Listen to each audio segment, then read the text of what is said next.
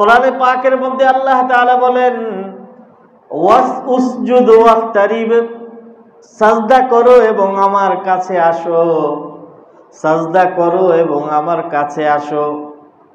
মুফাসসিরিনে কেরাম এই আয়াতের তাফসীরের মধ্যে বলেন যে এখানে সাজদা করার দ্বারা শুধুমাত্র সাজদা করা উদ্দেশ্য নয়, সাজদা এটা নামাজের সবচেয়ে গুরুত্বপূর্ণ একটা রুকন। সবচেয়ে গুরুত্বপূর্ণ রুকন হলো সাজদা। তো আল্লাহ তাআলার সেন্টেন্সটা আবার খেয়াল করেন। আল্লাহ বলেন উসজুদ, সাজদা করো, ওয়াক্তারিব এবং আমার কাছে আসো। সাজদা করো, আমার কাছে আসো, সাজদা করো, আমার কাছে আসো। কি তাৎপর্য এটার তাৎপর্য হচ্ছে এই কোরআন ব্যাখ্যার একটা মূলনীতি আপনাদেরকে আমি বলি। মূলনীতি, আমরা ম্যাথমেটিক পড়ছি, হিসাব কিতাব, অঙ্ক পড়ছি, তো ওগুলোর বিভিন্ন সূত্র থাকে, মূলনীতি থাকে। ওই সূত্রের আলোকে কোনো একটা অঙ্ক অথবা ইয়াকে সমাধান করতে হয় সূত্রের আলোকে।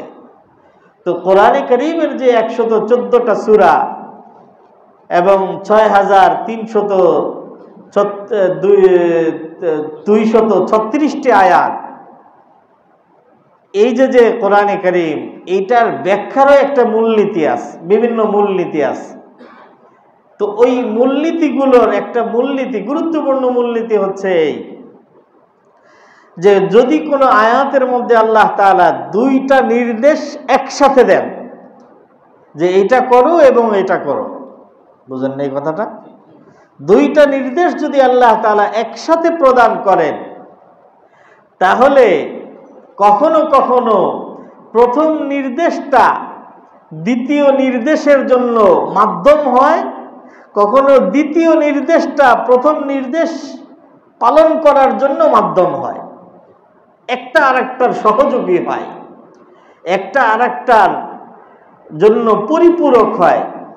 যেমন আল্লাহ তাআলা কোরআনে কারীমের মধ্যে বলেন ইয়া আইয়ুহাল্লাযীনা আমানুত্তাকুল্লাহ ওয়া কুনু মা'আস সাদিকিন, হে ঈমানদারগণ তোমরা তাকওয়া অবলম্বন করো এবং সত্যবাদীদের সাথে থাকো, ভালো মানুষদের সাথে থাকো। এখানে কয়টা হুকুম করছেন আল্লাহ তাআলা? কথা বলেন।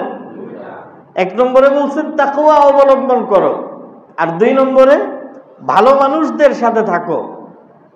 এবার আমার ওই মূলনীতিটা এটার উপরে, আমার তো না, এটা তো মুফাসসিরদের মূলনীতি, আপনাদের সামনে আমি যে পেশ করলাম ওইটাকে এটার উপরে প্রয়োগ করেন যে দুইটা নির্দেশ একসাথে আসলে কখনো প্রথমটা দ্বিতীয়টার জন্য মাধ্যম হয়, কখনো দ্বিতীয়টা প্রথমটার জন্য মাধ্যম হয়। তো আল্লাহ তাআলা এখানে বলেন যে তাকওয়া অবলম্বন করো আর ভালো মানুষদের সাথে থাকো। এর অর্থ হলো যে ভালো মানুষদের সাথে থাকো, তাহলে তোমার মধ্যে তাকওয়া আসবে।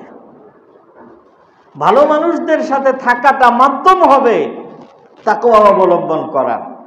এবার মনে মনে একটু চিন্তা করে দেখেন যে এটার আসলে বাস্তবে এরকম সম্ভব কি সম্ভব না।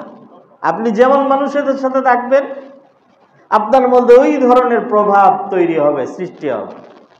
জন্য ইসলাম কালচারকে খুব গুরুত্ব দিয়েছে, সোসাইটিকে খুব গুরুত্ব দিয়েছে ইসলাম।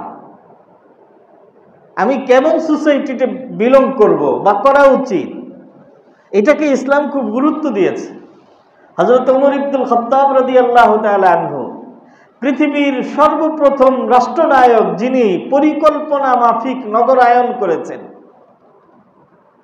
এখন তো আমরা দেখি যে ঢাকার মধ্যে তুলনামূলকভাবে বসবাসের উপযুক্ত, ঢাকাটাই তো আসলে বসবাসের উপযুক্ত না, তারপরেও যদি তুলনামূলকভাবে একটু বাসযোগ্য মনে করা হয়, তাহলে সেগুলো কি? বসুন্ধরা, এরপরে উত্তরা, এই এরিয়াগুলো একটু তুলনামূলকভাবে বাসযোগ্য। কেন?